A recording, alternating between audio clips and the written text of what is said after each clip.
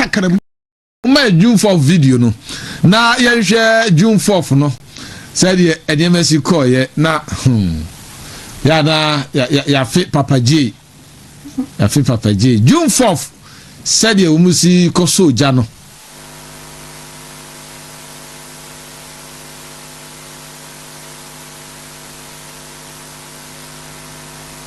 abusiafo aye owura Johnson esiedi nketia a woye NDC amiko national chairman ono ana koye na oya na onantete said onse Rollins military onse se do sinante ye ana afenso no amampanimfo no ose general flag bearer income, you know, continuity, enduring memory, and unwavering.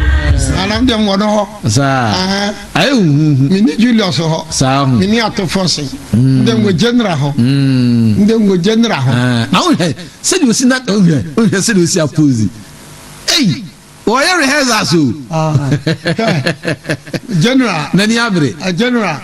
Na akwono so wo so opa matches na soja no em so pa matches no abe wom nyina wo pa enso no pa enso wo pa na ba against fo nyina mo ye kwa general be so against fo kwa general be so wo pa na enso sa ada na afọ ana we say against fo kwa general be so aso what you call so Whoa. Flag bearer of NDC. Ink adabi onyanya you. President Mama never umiane beshia. So you're your political prophet. Political prophet. Na baumia be fa. Yes. Yes. General. Yes. The nanti ase flag bearer. Me na me jabara me support no kwa. Me nimpata takram. Na ai. Yes. We didn't pet takram. Na, hey, rehearsals ben woyi. I me catch you me pet takram. Nanti no say, wasisem kakra. Me pet takram. And now ko hear Rollins video ni bi. I said General Rollins asanache. Only Rollins asani ache. The boss. Yeah. Well, na June 4th you ni say. You see focus you can June 4th asema. Mkayeka June 4th asema. Say okay. May best 20 minutes. Don't you 30 minutes cry. Yeah, may 30 minutes. June 4th no. Yeah. Because such a time so. Foko say we ka June 4th asema. Nanka ya tia nkwadaa nyina ene mpanyimfo ne obia woma ne benwo be wom soso a na woma yawo wom na wom ye nkwadaa wom a yawo wom na wom ye nkwadaa no certainly no wom anya knowledge of June 4th but wom na wom ni efi from 18 years ekon wahu woman woman yefi from 18 years ekon bedie bihuye na enra achi ayedi June 4th no adisuade a mepese wiase nyina eti ase ne se adisuade a mepese wiase nyina eti ase ne se foku se ekoba se se yem nyina yemisa ye ho se June 4th eba na June 4th eba na who will be spared? Would I be spared or I will not be spared? Would Kwajo be spared? Would Kwabena be spared? Would Kwaku be spared? June 4th na yedino media na nke ni se NDC for nkwa na esom di June 4th say ye nyina ye di June 4th June 4th yi na bedi ye no se koba se NDC for to wo nsa efrem ya ba na ho no anka meko bi nka meko na me no wo akwa di June 4th no so wo to wo nsa frem wo ba na ho anka meko because lawyer na no bribu ahe June 4th is not meant for only NDC. June 4th is meant for all of us. Ghana ni bia e ba ni say na June 4th buy adehyadeɛ bɛn na yɛsua free June 4th nimdeɛ bɛn na yɛyɛ free June 4th na nhyehyɛeɛ bɛn na yɛyɛ free June 4th. That was the lesson, you know. June 4th mejitum there were excesses because sayeka abakosem no of June 4th ebine esen you know 30th March 1978 no moto union government abano. Union government, yes, 30th March 1978 now moto union government abano. Now wamoto abano 30th March 1978 in ewie no wamoto abano 30th March 1978 ewie no. You know what happened? Ansana bebe to abano na manfo bebre empene so say union government na ebeba so because amanfo hu say union government no hyehyɛ na ne be ye no enyina nipa bebre no but a champion no force no the ahye nipa no kon foko on 18th December 1977 a free fire of Akatachie farms otro letter at the command at the say or the command Rollins no or the command champion a free factual letter command champion na letter na a free factual command a champion no a free fact say 18 December 1977 we shall letter na Okatachi farms sign address here Okatachi farms PO box so and so 18 December 1977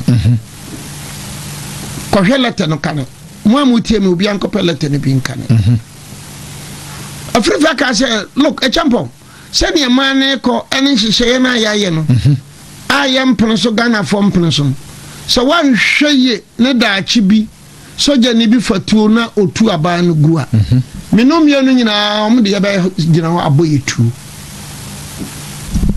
Oman is futuo no. This was the 18th December 1977 contained in the west of Africa letter me go copy now any pampa union government no 30th March 1978 abeto sa abano uti Justice Abaya no hwe abano so no odwane ko bo ne ho abo na Justice Abaya ko bo ne ho abo nu ne e ba ye ne sen e ba se akire nu Justice Abaya ko bo abo ne nkrofo no o mo ba be hia e champion and Justice Abaya oba no Roman Catholic Amisa any Methodist awotwe prat omuna di Justice Abambai men kan tia for so by a union government woma bane People's Movement for Freedom and Justice woma bane People's Movement for Freedom and Justice has been banned. So when it was banned what was happening yana air cost of the say a champion union government ababe. So May 15th, so all right, in 19 that was so in 1970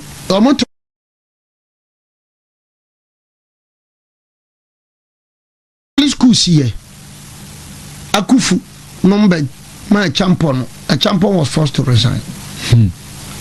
So through 1st January 1978 you know 1st January 1978 Akufu ka say yebeko civilian government o ka say yebeko civilian government na yebeko civilian government no so no yebe to aban in June 1978 or 1979. So people started and formed political parties. June 4th one some na me ka by you. So 15th May 1979 there was an uprising. 15th May 1979 Jerry John Rawlings struck here. Right. Ostraki ye na anye yie no first onanso ye Ostraki ye no anye yie na omo eche no. Then he was court-martialed. When court-martialed now omo ye no so soldier force oye bibi ni echewa you are court-martialed. You do asem. Now bedi nasem no beguso bedi nasem. Now Rollins I don't attempt the nipa bebre so betu omo chama Rollins. Rollins was bold enough to say omo de ne kan ne ho. Omo de ne kan ne ho.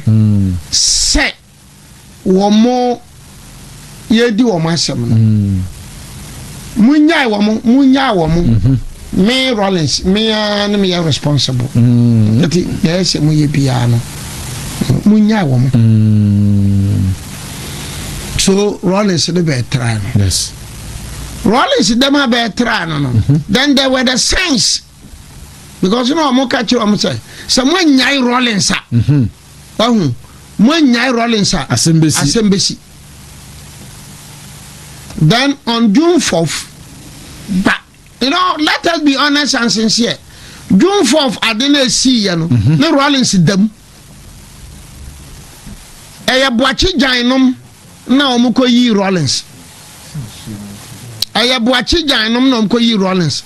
Eti ya ka June 4th pa abakosema media mamu nyina no. Media abakosema na ba say ye ka the architect of June 4th na nye Jerry John Rollins. Then they brought Rollins to announce. Now Rollins announcement no. Later there was a counter announcement by Soja anyway no free Volta region. Obeye Chikata no mana. Obeye Kwashiga. Courage Koshiga. On the bay Greek minister Okufo Bresnan. He foiled it. He foiled it. Then around 3:30 p.m. Joshua Midunum ka say I don't know afa. That was Jerry John Rollins of June 4th, 1970. It will be a with him biano. Sana June 4th. For me as a scholar, for me as a lawyer, for me as a historian. Permit me to say, June 4th no, I want the positive side and then the negative side. Okay. I want no one. That is my personal view. There were excesses, but yes, but the positive side is saying June 4th no injected into our body politics no. June 4th no, and the people were politics say, "Your man no correct." You should be disciplined. You should be forthright. You don't go sit down, be in Sicilian. So, if anything at all, June 4th day, BBB, Papa B, buy. But June 4th the bonus so buy. Yajiji sika fosika, Yajiji omajuma, ye prayer binum, ye kumu binum, ye hair binum, Yajiji obinum ajuma. Some of them, wamu, ebinum from Bo, ewo wiase. Hey, June 4th. Hey. I can phone titro bebre. From Bo. Watch mattress. Nana be papa. A very rich man. A very rich man. Tata brewi. Sian. I was like, Kwani. On a nay beer. And think beer ye. Samrano. Messian. Songo salt.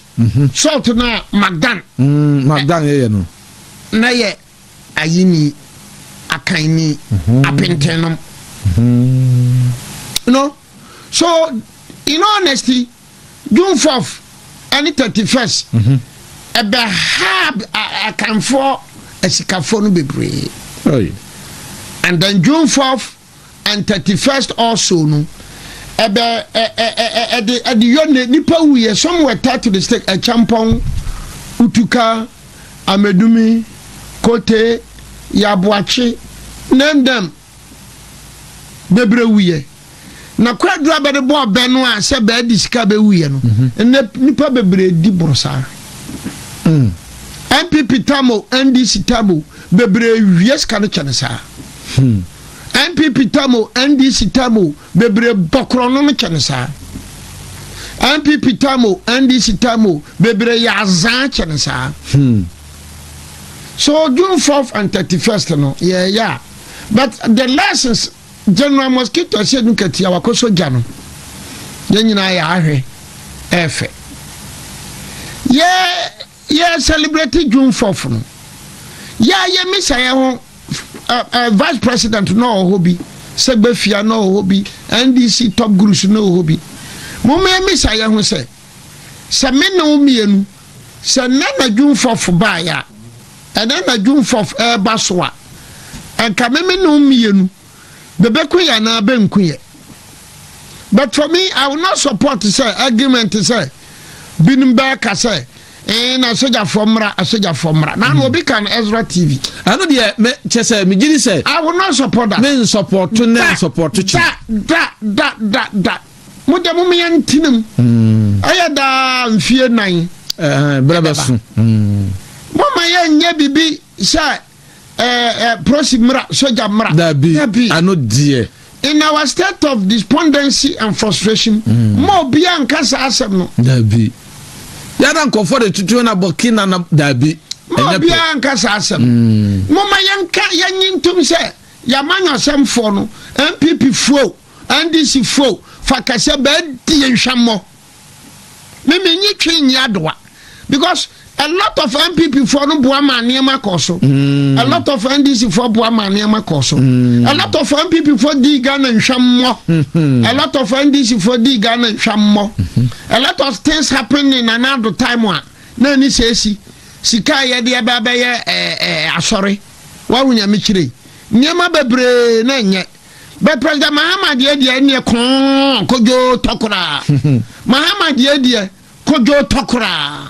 Bosha o mushaye na dollar gina dia na edisan enso niema bo ekosoro dollar gina enso petro ekosoro you see what is happening dollar gina enso petro ekosoro so as people mo me nya June 4th 31st no man DC for nkwan celebrity yen celebrate bi we should all celebrate it. And once we are celebrating it, no, yeah, ye dino. Me nyina ye ka ye hu se. Aye then June 4th buy. Aye then 31st buy. Say no June 4th adishade de buy 31st adishade de buy. Yeshia. Yahu. Ye de boy bra. Na ho na asam no. Na asam no.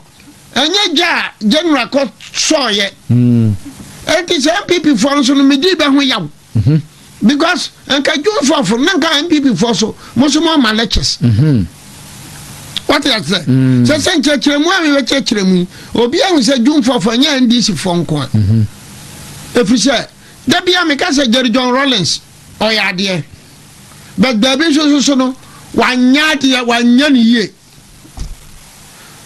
That is why Rollins went to me and kase me na me kase Rollins kase Minion Ghana free, nipa. Yeah. Na mahu se san ma yem from so bebre. Sakufo kan bi. Kufo did well. Kufo ama pa ba kufo. Oyade papa. Metene so ama sorry. Ot national reconciliation. Aje kufo ka se ni asibia. Ni aye bia momra. Ema nipa kosi afo. Ema nipa so ka se mi amemfom so nti. Mi amemfom so kesi nti. Miamemfum so kesinti. Rollins didn't do that. You see, one of a year, I could find a boy Ghana pie free senior high school. In fact, Ghana nya found from 6 March 1957 till today. Policy bien you have Ghana ha. A boy ni papa say free senior high school. Etika madam for John Mahama so bay. Nanka so bay tertiary free. Anyo na stress free no cry nko so. Mahama de say me mra we agumani mase. Nia ni mini pa no we agumani mase. Because GDA man for the share ni mu. Animu awewo man for the share ni mu. Nsusu ya man for the share Bahama mu no. Mia ni mra madam for no. we dey John Odemeka Uchu Mutaya Odoka Demeka. Good governance. You've not demonstrated good governance. Odoka good governance. Yes. Odemeka good governance. Because what about your express route? Fine. You see, in any enlightened society, in express road, you better my home by 5 or 6 years. Nkakra. Meanwhile, na me akufa do de to mfikyire. Ewo enyinam enyirensi bunso nkwanta konongono. Ubedi kana ye no. Ube maintain. Sani ebe ya yebe yisu. Na we are why express route. Say be even main road ukra na be ya ye bypass roads no. Say be ya cars be nya kwa. I think that, let me be very honest. Ejeka be bia nyansa ni ndie wo pa ti sa broche ni bia. Nka express road ukra ba no bia onyi obema private. Banks mi nu. Na ayi Fidelity Bank. Zenith Bank. Fidelity Bank. Zenith Bank. E bia from Nkranya bedru Kumasi wo kwa Fidelity de be. Na say ofri Kumasi so kwa Zenith Bank. What you say? Sana anka ombe no. Na ba no dey concentrate here. But African politician, African intellectual, opesika di opesika wianti, or the me express road so sourcing. Hey. So sourcing. I am who pa say Rollins Mahama prayer be so sourcing. I am nsema o ka fa so sourcing. So sourcing. So that is the June 4th. Media NDC for Nase say you celebrate June 4th because omo ma ya kai bibi, and at the same time so no as NDC for and can say can we the other side no yekum free fire yekum utuka yekum kote beso be papa bi papa o beso be papa o bi wafa abusia bi breadwinner free fire boni be na free fire ya be kokunu. So next time June 4th bar and next time 31st bar. Mama ya nyana manyasam. Mama biya sunibi. While the NDC will be eulogizing, praising June 4th, 31st. And people someone celebrate bi. Namo someone ka bonino na June 4th. And the bonino na 31st num. Munka. Mabiya anti. Munka. Na munyama NDC. Munyama NDC 31st be ya makwa akoye speaker. 31st me so makwa akoye speaker. Makwa akasa bi. Yes. Sabe dia me na anu no ayi ashedu nkati afra me and NDC for frame anka na makobi. Na kobi. Na June 4th yi hu asem yi eduju mu bia nso a asemsi. Na ma me baako ya jantwa ni fie won chen he ya aya babia presidential staffer I see ya no ma me aneti he ya I see ma me a very good woman sir won awura no tama MPP wo power no ne nsebo kan ene NDC ba power no eye Jamponian comments. Say ne die mu a your friend Jamponian comments na wonye na adwo so obeka no kore no your friend Jamponian comments unim Jamponian wa kwan brofo foforo dia ba Jamponian comments I say Professor Jampo nsem kan NDC wa se no sika no NDC ni wo so a ene enye omo nko o Jamponian comment Steve Mantial conduct carbonic carbonic behavior any bebre na ane cofiodroic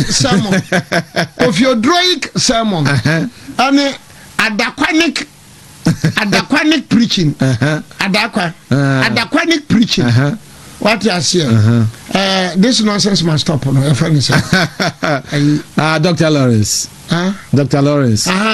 Laurentian propaganda Laurentian propaganda Laurentian propaganda sala no mu no no sala no look at that sa omo bubo mu di so do na ayonkofo am pe wo masem papa Jamponian ya papa Lawrence Tete me feeling is say na deɛ na ɔyɛ na yɛ me ya pa ɛne ɛyɛ papa adakwa yi adom me feeling o mo fa why adakwanyan preaching na maami se de hosi kyerɛ na sɛ eduru dwun bia no BBC wasi sunsum sem bi ni adeɛ bi poko edu bia sometimes you should leave the dead to bury the dead maami abonamanu ne kan maami abonamanu na ma uvuo nsie uvuo ya maami ode kofi aya binim be ka asɛm anso so maami abonamanu maami wansi suku dan mu daw nso ma lɔyafo bebre manana lɔyafo bebre tinya suku nkwan ma bi wo nimdie ni party ase sometimes you don't waste your time to comment on Nana Yajantoa no na ka say LGBTQ no answer no ni obi interviewer o say bibia ma no be yusu no na e ba sa se ba asisi ye si kwan na se ya mo man kra ma enti wo mo ka ho bi na mra no emra no mko ne sa na she's a presidential staffer na tese de wo kan die ye gina na sam so de akasa de a ene ye be kasa bi a directive no free jubilee ana call parliament say o munya ne sa na presidential staffer you know President Mahama call London and say o me an interview bi na I wish say obi bepe ahwepa I won't be saying something about LGBTQ or this is dead on arrival. Yeah, I think he said something to that sort. Okay. Maybe the mention dance memory on LGBTQ. Why? Because me LGBTQ me da odi bawo. Odi tunkura enyi Ghana, odi nwagura bebo.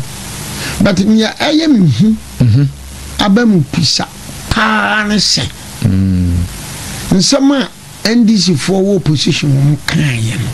Sam George.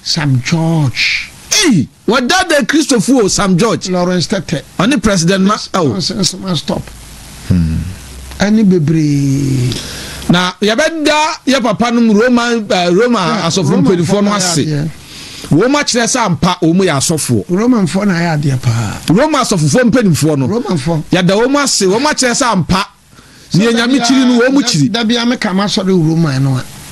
Asori bia yo na ma so de Roma no. So that make us say in 1978 30th March 78 beto about union government no Justice Abankobo Abunu okosi Roman sofos amisa. If you look at it in 1979 June 4th 1979 when Rollins a year announcement say man from Rabbi Muma no obokwasi sapondini Bishop Kwesi Sapo. Yes. Okay. Obo kwasi sapondini. So the Roman Catholic Church there and you say bia ya masorintini meka me de e boost. Oh dia ya hu ikura dia o kan udi kan na ya papa no masofo bi o wa bia na wo mu ye bi e wo kokuam ba ye hui o banya ye hui Kofi Oduru ba da no watima kawe yeti ebre bi atwamu no mo kan public Lawrence Tete ebre bi atwamu no mo kan public say young people time dia Kofi Oduru Lawrence Tete Adakwa Yadom Nigel Gezi Kumchacha and the rest they'll be shouting out from the rooftop. They'll be shouting from the rooftop. Na minim asem wo court na sa court ebebuya no nyemu ya obitimi etwa bibi de to so kire se o asemasi obedem obese to be as no on this phone sir sana wo mafrase keka na no eba no mremu a ede na mra ka fa ho na wona wan koka and this for kasa wo na wan koka paniere ni MPP ni bi beka bebe china tum hwene NDC ni bi beka banya na hwe it is not good. Hwene MPP me kasa me I don't encourage MPP for no e bia beka setial me am offer se kwamba fo abro nyamra kwame kasa ne bi wo ayanka wo ye panyini krachi mu wakusku adurachi wo nimdie nyansem bia na esesa woka kwame kasa ne bi wo ka enye I've been telling a lot of the MPP people koka no me tu amanfofo mena mo me nso nso no ye hu ne NDC ni beka bebe bonus no MPP ni wo ka wa hwe beche wato na beche onya se wa hwe kra ya beche so I advise the MPP for no say so wontumi asemi sanka ya bia mere bi no nko bi kan ya enso daba na no kra de mi say na TikTok am say just same say ko baby no she white no bi atwa so eno na nye same say no na kan ye but to be wo TikTokers no mo bloggers no bi ni chai no yes say well Yankopon na ya but I must be honest make case in speed na na case in kono de na mani nyo sa let me very honest and candid and then you see I don't see how you better try nipa baako on so many churches court 1 court 2 court 3 that could be court 3 it's never done anywhere sabi nyame na me kiro bi adwuma onye sabi nye but you know media me na nkana me ya for wontumi a nkada u file a motion so mo consolidate because yes anya na kwan so obekọ court 1 opono a no court 2 we don't do that yanya no sa anya samre you can prepare the charge sheet about me contain 500 charges 1,000 charges and found because it me who be not charges near be so edana better quiet be na edahadi Samra boy they no baso joda now we don't do that. That is not fair trial, that is not good trial, that is not proper trial in all honesty. So I was suggesting Sabio without prejudice at therefore men can't tell say ebia and a lawyer for no ye from so yes ana meka I didn't now yeah me say me mom na ya me client and I will go out and can go through Supreme Court to ensure say consolidate all the charges, consolidate all the if it is 10,000 charges I don't care, one court one judge. But we don't do that. Ya nya no sa. Lawyer adwuma no ban kire ya sa. Lawyer adwuma no ban ka se ya nya no sa. Anya say me ka se ti obi. Me madwene ya me. Because you see when you realize I realize say oko ha koto wan. Ade check oko 2. Ade check. I'm saying that look. But you don't subject to me this kind of treatment. As for the prosecution there, onya nkobemu akoko to be. But the defense team should not entertain that. You should not entertain that. They should not have entertained that. No, we don't do that. No, yeah, it's abuse of the legal process. It's the abuse of the procedure. We don't do that. Being a criminal. Even civil cases, court pending before the same court 1, court 2, court 3 in respect of the same ladder. Sometimes we write to the Chief Justice, you file a motion to the judge, so the judge should refer to the Chief Justice, and the Chief Justice will look at it and then maybe ask them say judge back when maybe there's a reason oh reason be because I don't know client to call a Sabra boy dear Jordan. Na the enchi dia kobanada. We don't do that. Honestly speaking, me samu atie for mutie mi. Me nka se tia obi. Madwene na me kire. Me nka so obi anya adwuma yie. Me nka sa nyame mpangu. Me kire madwene se media. Ne me dia. Nka se na abe no. Nka me weda were pa. Ma wo ma consolidate ni nyina. Se na obetimi anya daja prosecute ni nyina. Now when your defense team so what the Abronya Investment Company Limited. Abronya Investment Company 0243 20 22 55 55 92 0243 22 55 92 and I know me need to know me program bi won kran na mama me na Ministry of Lands and Forestry tell me who dwiri me wo mo ye show bi wala pam mining what foko wo mo ye ma me who dwiri me and nkotom so I even suggested celebrating here can next time no benye bi su kumase Ghana for pa wo mo call the mining industry no anya sam ketwa foko ye pa ba bia pake kura wonya ba bi mpake aja me dem me jalo ye akoye mining akai janso bi to ba bia ma dream pesika de bi ninimawu akai ya lawyer Juma my lord I put it to you anya ye na me so me nkoye ayeyi la we o di ayeyi and I was highly impressed and you know everybody Ghana ya catchy ebeyi so kopa la chaba o nya bebeyi country ti say Peru so ti ha wo de unim Peru hu bibia na Peru pa ba na me call Peru for Peruvian stand na dia na bade dynamite na ya de blow ayina bo Peru wo mo ye bi wo taki fo pa wo mo bae Minister for Lands and Forestry mo me ye bibi na mo ye no anora mo me bi okuma ko din sekuro don